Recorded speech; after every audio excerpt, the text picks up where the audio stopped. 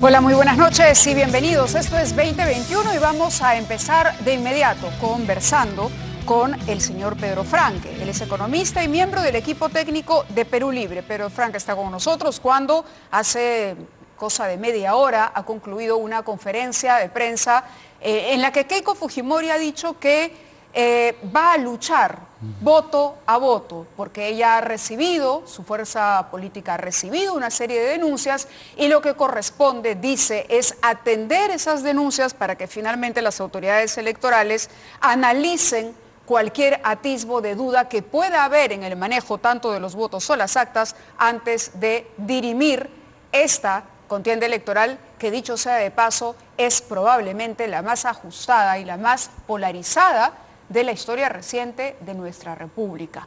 Ya sobre eso hablaremos más adelante. Ojalá podamos, una vez terminada esta etapa, empezar a construir un país más unido. Pero el señor Franque está aquí con nosotros y le damos la bienvenida. Muy amable, gracias por estar acá. Buenas noches. No, buenas noches. En principio, quería preguntarle, ha habido reclamos por parte de los dos lados, ¿no? ¿Usted cree que hay motivos para presentar impugnaciones? ¿Cuál debería ser la actitud de las autoridades electorales en este momento para zanjar y no ensombrecer lo que ha sido un proceso electoral en nuestro país? Bueno, hay un proceso mandado por ley que tiene que procederse y eso creo que es indiscutible. Por otro lado, creo que la diferencia de votos, creo que ahorita está en 88.000 votos, me parece, 82.000 votos a favor de Pedro Castillo. Es el doble de la ventaja que tuvo Pedro Pablo Kuczynski la vez pasada. Es una ventaja amplia y me parece que honestamente yo creo que es irremontable. La mayor parte de los analistas lo dicen así, ¿no? Y las misiones de observación internacional han dicho claramente que el proceso ha sido normal, ¿no? La OEA, los organismos regionales electorales, diversas misiones. Entonces, mi temor como economista es que la prolongación de este conflicto, la demora de Keiko Fujimori en aceptar la derrota, lo siento por ella, pero no sé, me parece que ya es indiscutible el resultado, pero esa demora pues prolonga el conflicto, genera tensión en la calle y desde el punto de vista de la economía genera incertidumbre, ¿no? Prolonga una situación que honestamente lo mejor es, bueno, ya algo así como terminaron las elecciones, vamos a ver cómo los peruanos nos ponemos de acuerdo de aquí en adelante para generar los empleos, parar la pandemia y atender las necesidades urgentes de nuestra patria. Eso es lo que decíamos nosotros, si de verdad quisiéramos como ciudadanos que esto que ha sido tan duro para todos y que ha dividido al país de una vez concluya, pero que concluya bien y que concluya con transparencia. Dicho esto, leía hoy un editorial del diario ABC de España, donde hablan de una amenaza populista que crece, dicen, al eje bolivariano que tanto daño está haciendo a Iberoamérica, crece. Y en este eje ponen evidentemente el recuento de las urnas en nuestro país. Ese eje bolivariano o ese temor al eje bolivariano es el que precisamente estaría generando una suerte de nerviosismo y peligros reales en los indicadores económicos. ¿Cómo analiza usted? Porque hay un impacto directo a algo ocurrido como lo que pasó con el señor Humala, pero de pronto en este caso, debido a los discursos del señor Castillo y de su primera plataforma electoral, ha exacerbado esa preocupación y usted entenderá que es una preocupación lógica. Sí, por supuesto. Ahora, nosotros hemos repetido una y otra vez y nuevamente ayer Pedro Castillo ha repetido que estamos por la estabilidad monetaria, financiera de la República. ¿Qué significa eso? Porque hemos leído algunos pronunciamientos y uno dice, ¿hay una hoja de ruta ahora que se esté trabajando con el profesor Castillo? Lo que pasa es que el término de hoja de ruta hace recuerdo a una referencia del pasado que a nosotros no nos acomoda, pero lo que hay es un señalamiento muy claro, que no habrá expropiaciones, que no habrá estatizaciones, que no le vamos a quitar su propiedad ni su ahorro a nadie, que queremos una economía popular con mercados, que la autonomía del Banco Central de Reserva será respetada porque ha hecho una buena labor manteniendo la inflación baja. Entonces creo que las indicaciones son claras, que no va a haber un control de cambios. Entonces esa idea de una idea bolivariana, chavista, la hemos desmentido honestamente una y otra vez.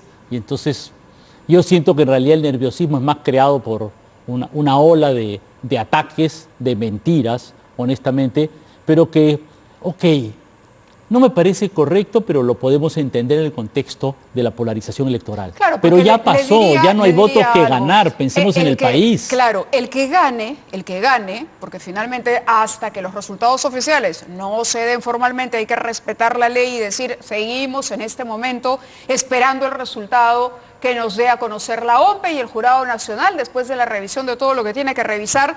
El resultado al final le presenta al próximo presidente un país dividido, un país quebrado, un país en el que el 50% va por un lado y el otro 50% por otro. Y el gobernante tendrá el gran reto de sacar adelante a un país con el 100% de los peruanos. Por lo tanto, yo le leía parte de este editorial de ABC y le pregunto, el temor es justificado porque finalmente el único documento que había a disposición del elector era este documento del ideario de Vladimir Cerrón en el Jurado Nacional de Elecciones.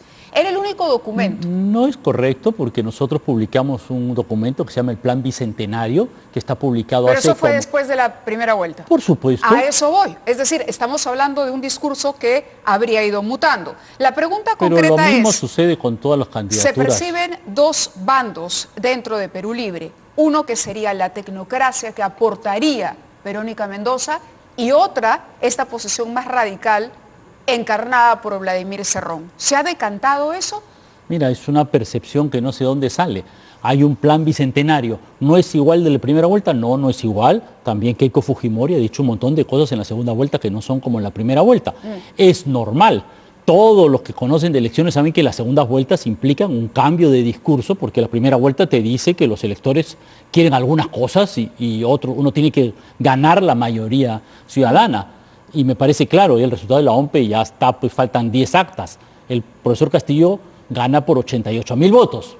Es verdad lo que tú dices, pero me parece que es verdad que hay un país bastante dividido y que eso exige un esfuerzo de concertación de distintas organizaciones sociales, empresariales.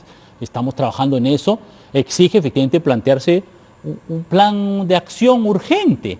Como te digo, ahí hemos tenido 180.000 muertos por la pandemia. Tenemos que vacunar urgentemente, reforzar el sistema de salud. Tenemos 2.200.000 desempleados más que hace un año. Tenemos que hacer un gran esfuerzo por reactivar la economía, generar empleos, dar apoyo a todos los agricultores y pequeños empresarios empobrecidos. Hay 10% más de pobres, esos son unos 3 millones y más de personas que han caído en la pobreza. Esa es la urgencia. Y lamentablemente todas estas impugnaciones que nunca las habíamos visto en el Perú, retrasan una necesaria estabilidad, una necesaria mirada al futuro, que hoy, como digo, es urgente. Es urgente, pero quizás sea mejor que se esclarezcan todas las dudas para que no tengamos, digamos, otro año, otros 5 años de inestabilidad y que la gente finalmente entienda que este ha sido un proceso con todas las garantías del caso y que cualquier reclamo ha sido atendido, dada la suspicacia que hay.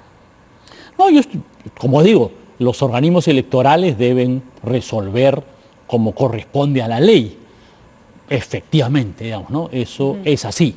A mí me parece que los reclamos, bueno, Keiko Fujimori está gastando solo en las impugnaciones casi 1 millón de soles, más todo lo que estará gastando en abogados por una causa que a mí me parece, honestamente, hay momentos en los cuales uno debe conceder la derrota. Pero bueno, ¿de qué es su derecho? Es su derecho. Me explico, eso no se lo puede negar y por lo tanto los organismos electorales tendrán que procesar estos reclamos y resolver los temas de acuerdo a la ley. Ahora, yo particularmente estoy muy seguro, digamos, del resultado electoral. Todos los que han analizado las cifras nacionales e internacionales lo dicen, ¿no? La diferencia, 88.000 votos, es bien grande, digamos. Como te digo, el doble de lo que ganó PPK, el doble. A ver, acá tengo un pronunciamiento suyo. Por eso le hacía la pregunta por la hoja de ruta. Si no es el término correcto, usted me dirá qué término prefiere. Dice lo siguiente, este pronunciamiento: en un eventual gobierno del profesor Pedro Castillo, candidato presidencial de Perú Libre, respetaremos la autonomía del Banco Central de Reserva, que ha realizado una buena labor manteniendo la inflación baja durante más de 2 décadas. ¿Cómo entendemos esa autonomía del Banco Central? Porque recordemos que el señor Castillo fue un poco agresivo con las instituciones en un inicio. No recuerdo que haya dicho nada en contra de la autonomía del vayamos, Banco Central. Okay, vamos de aquí y la en autonomía adelante. del Banco Central está... ¿Qué significa para el equipo que acompaña? al profesor Castillo, la autonomía del Banco Central de La autonomía del Reserva. Banco Central de Reserva está definida en nuestra Constitución. Eso indica que, bueno, hay un proceso de nombramiento del directorio. Una vez nombrado el directorio, no pueden ser removidos sino por falta grave. Nunca ha habido un director del Banco Central de Reserva removido por falta grave en nuestra historia. Entonces, o sea, ojo, ya una vez nombrados no pueden ser removidos por prácticamente, o sea, muy difícilmente pueden ser removidos, tienen esa autonomía. La Constitución establece que el Banco Central de Reserva tiene como objetivo la estabilidad monetaria. La Constitución establece que el Banco Central de Reserva no puede financiar al Tesoro Público. Todas esas disposiciones constitucionales respecto a la actuación, las funciones, las competencias del Banco Central de Reserva, a nuestro juicio, deben ser respetadas.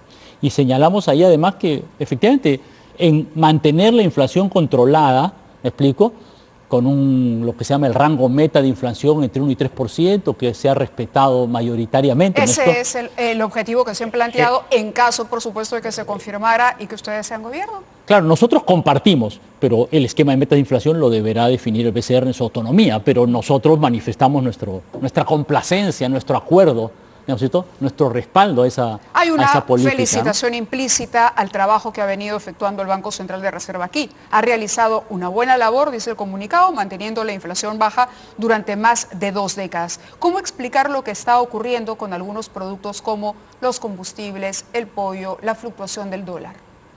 Bueno, podríamos discutir ahorita, me parece que no es el momento, la actuación en lo inmediato. Evidentemente hay, me parece, esta campaña, yo la llamo de terruqueo económico, ¿no es cierto?, agresiva para inventar mentiras en contra de la candidatura de Pedro Castillo que ha asustado a la gente. Me parece que eso es real, por eso hay que aclarar y aclarar una y otra vez que no se va a hacer una expropiación, que no se va a hacer una estatización, etc. Y la aclaración ha tenido resultado porque hoy día ya el tipo de cambio ha estado a la baja durante el día y a pesar de que el Banco Central de Reserva no ha realizado mayor intervención cambiaria hoy. Los días anteriores sí estaba apoyando el mercado, pero hoy no. Entonces, me parece que las cosas se encaminan ya a una mayor tranquilidad de los mercados con los mensajes que hemos dado. Y también que ha dado ayer el profesor Castillo en público, ¿no?, refiriéndose a la necesidad, conveniencia de mantener la estabilidad monetaria y financiera.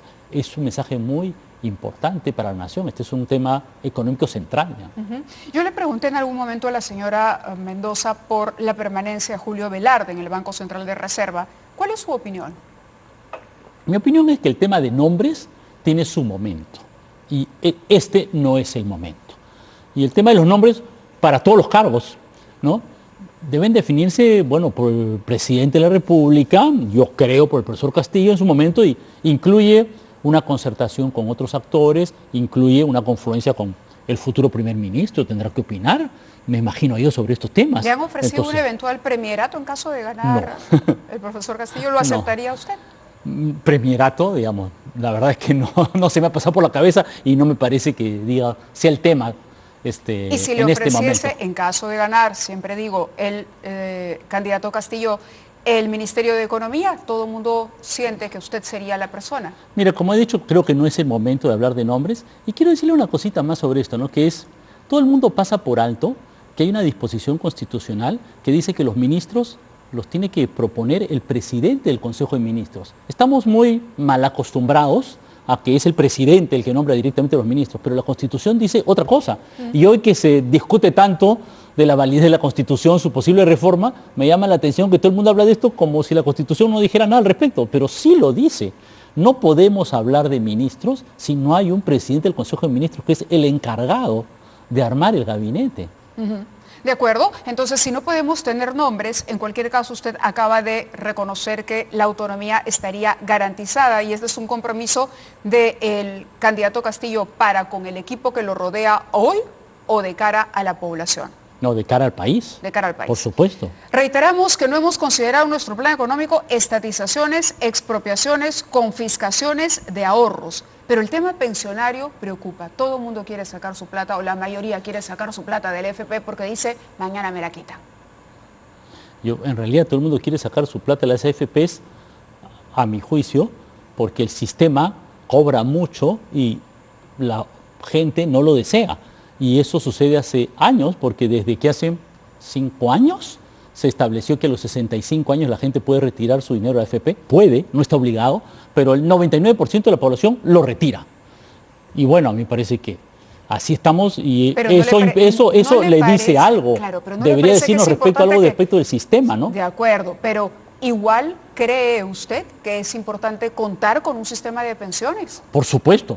Y que los ahorros individuales, cuando estamos hablando de confiscación de ahorros, estamos incluyendo los ahorros en las AFPs. Porque a mi juicio esto es un sistema de ahorro ahora. ¿Cuál va a ya no es un sistema de pensiones porque no da pensiones. ¿Cuál cree usted debe ser la salida para esa crisis en el sistema de pensiones que nos describe? ¿Cuál debería ser? Porque el gran temor aquí es que se cree un Estado gigantesco que absorba y que finalmente ya la persona no tenga manejo ni siquiera para poder sacarlo, como ahora sí lo puede hacer, o para cambiar y optar, decir, no estoy en esta AFP A, prefiero irme a la B, prefiero irme a la C o a la D, o prefiero aportar a la ONP. Hay un rango de decisión que puede tomar hoy el aportante. ¿Eso se va a limitar? Hay un rango, Mávila, pero no sé si tú sabes que si tú estás en la AFP ya no puedes pasarte a una ONP. Y que mucha gente, incluso si no ha decidido a los 18 años, ya lo pusieron en una AFP, aunque él no haya decidido, y no puede luego regresarse a una ONP. Y tienes que escoger entre 4 AFPs que francamente son bien parecidas. ¿Me explico, no? O sea, todas te cobran comisiones altas, todas manejan tu dinero de la misma manera y honestamente la gente tiene muy pocas opciones. Por eso, respecto a ese sistema de ahorro individual que tenemos ahora, la primera idea es que aquí tiene que haber más apertura, más opciones. ¿Qué significa, ¿no?, apertura? Explíquenos, por favor. Competencia, o sea, ahorita estás obligado a tener tu dinero en una de las 4 AFPs y no puedes salirte. No puedes irte a la ONP, tampoco puedes irte a un banco, tampoco puedes irte a una caja, tampoco puedes cambiar en un sistema que te dan las compañías de seguro. A otra AFP, y el negocio de una administradora de pensiones es muy específico, es ese el rubro. ¿Cuál es la propuesta? No comparto esa opinión en 2 términos. Ajá. Uno, es verdad que tú puedes pasar de una AFP a otra, pero como te digo, es casi lo mismo. Son indistinguibles. Y para el público, recontra difícil. Yo soy un economista entrenado y tendría que dedicarme, digamos, quemar un rato de pestañas para saber cuál efectivamente es la que tiene más rentabilidad históricamente y aún así no lo puedes saber. Es muy difícil para el público escoger 4 productos casi idénticos. Y de hecho, el público no lo hace. Esa es la realidad. Entonces, por eso ya hace años se han planteado nuevos mecanismos para establecer competencia en el sistema FP, pero no han sido suficientemente efectivas. Como por ejemplo, por eso le digo, ¿cómo traducir estos términos que a veces son, o normalmente son muy técnicos, a la gente que nos está viendo en este momento y que dice, ¿qué hago? ¿Dejo mi dinero ahí? ¿Lo retiro? No quisiera sacarlo, pero ante la amenaza de que me lo van a quitar, lo saco. ¿Qué le dice usted a la gente que piensa así? Con legítimo derecho. Por supuesto. Y a mí me parece que lo que debería tener como sistema futuro es permitir que la gente tenga ese dinero en una FP o en un banco o en una caja o en otros productos financieros existentes o futuros que se pueden crear. Y por eso te decía, y yo sí creo que los bancos en el Perú y otras instituciones financieras pueden manejar fondos previsionales. Digamos, de hecho, una de las principales FP y uno de los principales, el principal banco del Perú ha dicho que le parece bien que los fondos se manejen por los bancos. Digamos, no quiero decir los nombres porque no quiero ser reportero, pero lo han dicho. Y es razonable. Es verdad que el fondo previsional tiene cierta especialización, en el sentido que requiere un horizonte largo, pero eso... Son depósitos a largo plazo que uno no debería tocar, precisamente uno tiene la opción de si escoge el fondo 1, el fondo 2, el fondo 3. Pero mira, no sé, casi todos los bancos del Perú, o por lo menos una decena de bancos del Perú, te ofrecen esta opción que se llama los fondos mutuos, y varios de estos bancos, no voy a decir nombres, te ofrecen 6, 8, 10 fondos mutuos distintos. ¿Usted considera que el fondo mutuo es una mejor alternativa a la AFP? Sí. Ahora, esa es mi opinión, ¿no? O sea, yo honestamente te digo, por ejemplo, yo tengo un poco de dinero y tengo esta opción financiera. Podría ponerlo como ahorro adicional en la AFP. O puedo tenerlo en un fondo mutuo, o puedo tenerlo en un depósito bancario. Y bueno, yo honestamente sí tengo plata en fondos mutuos, digamos, ¿no? No sé si, honestamente ahorita creo que tal vez debiera revisar mi decisión, pero más allá de eso, ¿y por qué la gente no puede decidir? ¿Por qué la competencia no puede primar? ¿Por qué no podemos abrir la competencia y que la gente tenga más opciones? Como la gente, como te digo, y cuando se le dan las opciones a la gente ¿qué hace? Saca su plata de las FPs. ¿Y cómo lo sé? Porque ahí está la evidencia. a los 65 años la gente va al AFP y retira su dinero. ¿Y sí. qué hace? Se lo lleva a otro lado. ¿Y qué pasa a los 65 años? Ahí están los bancos, las cajas, las distintas instituciones financieras tratando de jalar, las compañías de seguros que ahora tienen productos financieros, tratando de jalarse a los clientes de las AFPs y ofreciéndoles condiciones. Y la competencia es buena.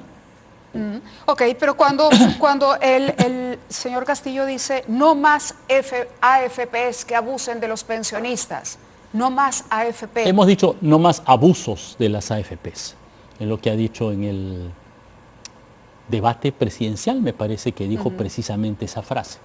No más abusos de las AFPs y la ONP. ¿Por qué? Porque efectivamente yo siento eso. Yo siento que yo soy afiliado a una AFP y siento que me cobran demasiado. No quiero que me cobren eso. Y siento que manejan mi dinero de una manera que a mí no me gusta. ¿Y por qué no fue a la ONP? ¿Por qué no fui a la ONP? Sí. Porque para alguien como yo, hay un experto que se llama Javier Olivera, ha hecho el cálculo. Para gente como yo que tiene ingresos medianos altos, la ONP te paga unas pensiones muy bajas. Entonces, honestamente, a la mayoría de los trabajadores nos ponen a escoger entre dos opciones malas, ¿no? La opción de la AFP, que a mí no me gusta, y la opción de la ONP, que honestamente te paga. Que le gusta menos. Claro, por supuesto, te paga unas pensiones ridículamente bajas. Te lo digo con toda franqueza. Entonces, ¿está reconociendo que la alternativa estatal es mala? No. Digamos, sí, usted mismo ha decidido. No, por supuesto, reconozco que la... Usted ha dicho no, en la ONP no, porque me pagan. Por supuesto. Y créeme que hay mucha gente que así también lo ve. Pero por supuesto, la opción estatal de hoy es mala. Ajá. Por supuesto. Es como que tú dijeras, y mira, ¿y te parece que el sistema de salud peruano es bueno? No, me parece muy malo. ¿Y eso es estatal? Sí, claro, por supuesto. Eso me hace a mí decir que lo mejor es desaparecer el sistema estatal y pasar a un sistema exclusivamente de salud privada. No, no me hace decir. Me hace decir tenemos que mejorar el sistema público como lo hace Inglaterra, como lo hace Canadá, como lo hace Holanda y como lo hace Brasil y como lo hace Costa Rica. Digamos, por decirte algunos ejemplos. Entonces, por supuesto que nos hemos dicho no más abuso de la ONP. Claro, la ONP te contribuyes 19 años y la ONP no te reconoce tu dinero. Eso es un abuso.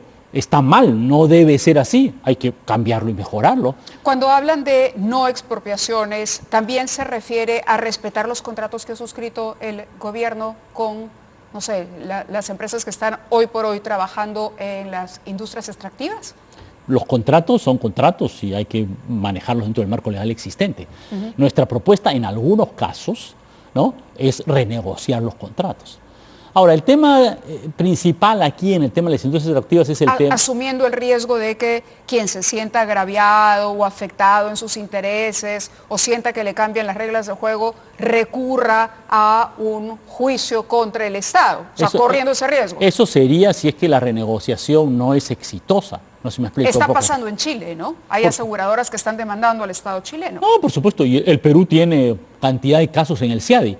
Odebrecht Luxemburgo, Odebrecht, está enjuiciando al Estado peruano, lo cual a mí me parece como que, francamente, ¿qué cosa hemos firmado para que Odebrecht tenga la capacidad de enjuiciarnos? Nos está enjuiciando al Estado peruano, la empresa más corrupta enjuicia al Estado peruano, porque hemos firmado un tratado especial de protección a las inversiones de Luxemburgo, que es un paraíso fiscal y cuya única función es que las empresas evadan impuestos. A mí me parece pésimo, pero el tratado está firmado y las empresas tienen ese derecho. Pero la idea de una renegociación es revisar el contrato y volverte a poner de acuerdo. ¿Un impuesto sobre ganancias mineras? Yo sí pienso que una forma que sea o mejora de las regalías o impuesto a las sobreganancias mineras, hoy que el cobre está a $4.70 la libra, y eso significa 9.000 millones de dólares adicionales al año para las empresas mineras, yo sí creo que es algo importante. Porque además el Estado peruano tiene una presión tributaria de 14%, en América Latina es 22%, en la OCDE es 34%. O sea, nuestra presión tributaria es bajísima. Por eso es que nuestro sistema de salud, nuestro sistema educativo se caen a pedazos. Por eso es que no tenemos camas UCI, no tenemos médicos, no tenemos intensivistas, no tenemos oxígeno. Y claro, yo me podría comparar con Estados Unidos, pero basta compararme con Chile, con Ecuador, con Brasil, con Argentina, y allá tienen pues 3, 4, 5 veces más médicos per cápita que en el Perú. Camas UCI el cuádruple, el quíntuple, antes de la pandemia. Y eso requiere pues inversión, y la inversión tiene que salir de algún lado, inversión pública. Inversión pública, pero entiende la importancia de la inversión privada también. Por supuesto, por supuesto. Y reconoce que no se va a poder igualar la inversión pública con la privada. Por supuesto, la inversión. ¿O cree que eso sería reversible? Me parece que muy difícil. No, mira, la inversión, a ver, no tengo el dato exacto, pero la inversión pública ahorita es 4% del PBI. Yo pienso que debería aumentarse 1 o 2 puntos. Claro, la inversión pública es 4, la privada ahorita debe estar como en 14%, es el triple. ¿La generación del empleo recae más en el empresariado privado, en la inversión privada, o en el empleo que puede provocar? Recae más ahorita en la inversión privada. Pero quiero decirte algo que justo hoy estaba conversando con uno de mis alumnos. Fue bien bonito, porque estuve conversando con mis alumnos y me dijo, profesor, yo estoy en Azángaro. Y me estuvo contando sobre cómo los ganaderos de Azángaro han mejorado su tecnología, han mejorado su ganado, tienen mejores vientres, eso ha implicado inversiones en cobertizos, en infraestructura, en pastos mejorados. Eso también es inversión, Mávila. Aquí se tiende a pensar mucho que inversión es solo las grandes empresas y el esfuerzo del pequeño ganadero, del pequeño agricultor, del pequeño empresario, con mucho esfuerzo ahorrar su platita y mejorar su capital y mejorar su productividad, eso también es inversión. Y para nosotros esa inversión es muy importante porque eso es lo que más reduce la pobreza. Ahora, tengo una pregunta por ahí adicional. Yo le decía que la señora Verónica Mendoza en algún momento habló de un impuesto a la riqueza. ¿Mantienen esa idea? Digamos, yo tengo la idea, pero el programa que ha presentado el profesor Castillo no la mantiene. Y esto es un acuerdo político, esto es una decisión política. Pero se va a necesitar recaudar más. Esto es un Estado que se ha empezado a endeudar, que va a seguir endeudándose porque evidentemente la pandemia nos ha cogido en una situación de emergencia. Efectivamente, pero las estrategias planteadas en el plan del Bicentenario para mejorar la recaudación son esencialmente dos. Hacer que la SUNAT se dedique a reducir, a controlar la evasión y elusión, particularmente de las grandes empresas, y una revisión. ¿Bastará con eso? Y una revisión de las reglas tributarias para la minería. Yo calculo que eso nos debe dar un margen de unos 4 puntos del PBI de mayor recaudación a 6 puntos de mayor recaudación del PBI en esta coyuntura, en estos años, y que eso nos da un buen espacio para hacer un gran esfuerzo para mejorar la educación, la salud y la inversión pública. Algunos apuntes del equipo de este programa. Si se nacionaliza el gas de camisa y se incrementa la carga tributaria a las empresas mineras de manera confiscatoria, se ahuyentaría la inversión privada y se generarían millonarias controversias en contra del Estado. ¿Cómo reactivar la economía de esta manera, tomando en consideración que 80% de la inversión total es privada? 1. Se va a espantar la inversión minera. Es incorrecto. El cobre está a $4.70. ¿Las empresas mineras tienen pocas ganancias ahora? No, tienen enormes ganancias. ¿El negocio del cobre y de los metales va a ser menos rentable en los próximos 5 años? No, va a ser más rentable que los pasados 5 años porque el precio está de este tamaño. ¿Me explico? Entonces, y a nuestro juicio hay que hacer un diálogo nacional descentralizado. El profesor Castillo debe liderar un gran proceso de diálogo con los pueblos para llegar a un nuevo pacto social, de tal manera que reduzcamos los conflictos sociales. El principal problema de la minería hoy, el Perú sí tiene un problema hoy en el Perú, son los conflictos sociales. Y yo creo que efectivamente el profesor Castillo es el más capacitado, ¿no es cierto?, para dialogar con esos pueblos, ¿no es cierto?, hacer que el Estado sea eficaz en establecer normas ambientales, en establecer la licencia social y también asegurar con los pueblos que, bueno, las empresas mineras van a contribuir lo justo, lo correcto y por lo tanto vamos a poder tener eso como una palanca de desarrollo social. Ya estoy volando en tiempo, pero estamos abarcando varios temas. El MEF tiene 25 oficinas desconcentradas en todas las regiones. ¿Por qué descentralizar el MEF? ¿Qué es esa propuesta de descentralizar el MEF? Se refiere en realidad, lo que es que aquí hay un término un poquito especializado entre los especialistas en temas, la diferencia entre... Pero ya hay, ¿no? Ya hay oficinas por supuesto, una diferencia, entonces, efectivamente, la idea en realidad es... No todo es un desastre, ¿no? Como que hay que refundar la República. No, por supuesto, en realidad, si hay 25, efectivamente, hay oficinas desconcentradas del MEF y eso hay que reforzarlo, digamos, ¿no es cierto?, para que efectivamente tenga un trabajo mejor de capacitación en la inversión. Entiendo que el informe que tengo es que ha avanzado de una manera interesante el trabajo del Ministerio de Economía y Finanzas en capacitar a las regiones, a los gobiernos locales para hacer sus proyectos de inversión, y eso es algo muy valioso, ¿no? Este año la inversión pública está aumentando y eso hay que, digamos, protegerlo, cuidado y promoverlo más, apuntalarlo por diversos mecanismos. Y para eso se requiere cambiar la Constitución.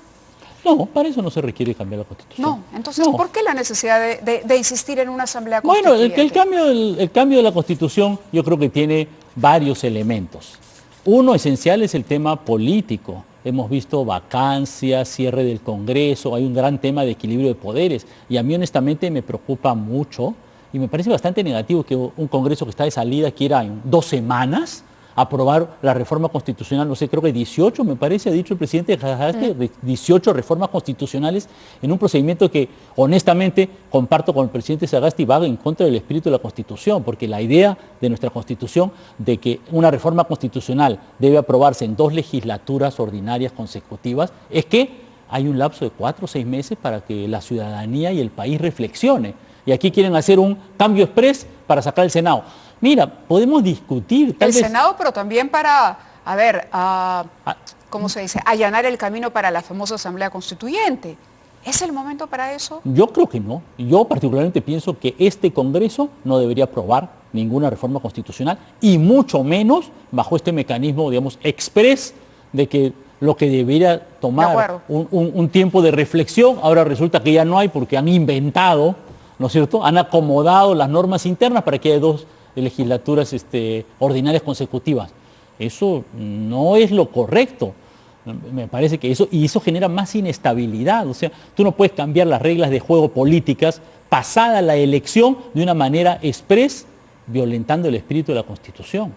Yo creo que aquí hay que regresar a una lógica de estabilidad. ¿Aceptarán que se mantengan? Me dicen, es que le digo, aceptarán que se mantengan las cuentas en dólares en el sistema y si esa moneda continuará siendo usada en el sistema financiero como moneda. Sí. Sí. Respuesta Directo, entonces para sí. nuestro televidente. Cortito, sí, está ahí ya. Por supuesto, se respetarán todos los ahorros en dólares. De acuerdo. El señor Cerrón, ¿cuál es el papel? Le vuelvo a preguntar, lo hemos visto a usted en la foto al lado de Pedro Castillo, al señor Cerrón no lo hemos visto en la foto. ¿Eso qué quiere decir? Está más cerca, insisto, del equipo de tecnócratas que acompañaron a Verónica Mendoza y el señor Cerrón está retrocediendo, está ya apartado de esto, o cómo queda esa figura, cómo usted se sentiría teniendo que lidiar, digamos, con una postura que claramente podría contravenir los compromisos que usted está ofreciéndonos en el profesor Castillo ha dicho claramente que el señor Cerrón no tendrá un rol en su gobierno. Está clarito, digamos, no veo ninguna duda en esa afirmación. No hay ningún espacio gris. ¿Y si eso no el se señor cumple? Cerrón no tendrá ningún rol en el gobierno. ¿Y si eso no se cumple? Yo, digamos, si no se cumple, cualquier promesa incumplida, obviamente cualquier persona tendrá que revisar sus compromisos, pero yo estoy convencido de que se va a cumplir. Correcto, pero por supuesto. Cabe siempre esa posibilidad.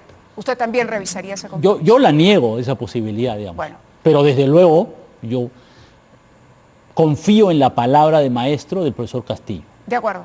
Muchas gracias por haber estado con nosotros. Ha sido Pedro Franque, miembro del equipo técnico de Perú Libre. Vamos a ver qué es lo que dicen los organismos electorales, pero era importante conocer este punto de vista porque la situación económica también está en la agenda del país. Hay que solucionar la situación económica, hay que solucionar la pandemia y hay que empezar a trabajar juntos. Gracias. Buenas noches. Buenas noches.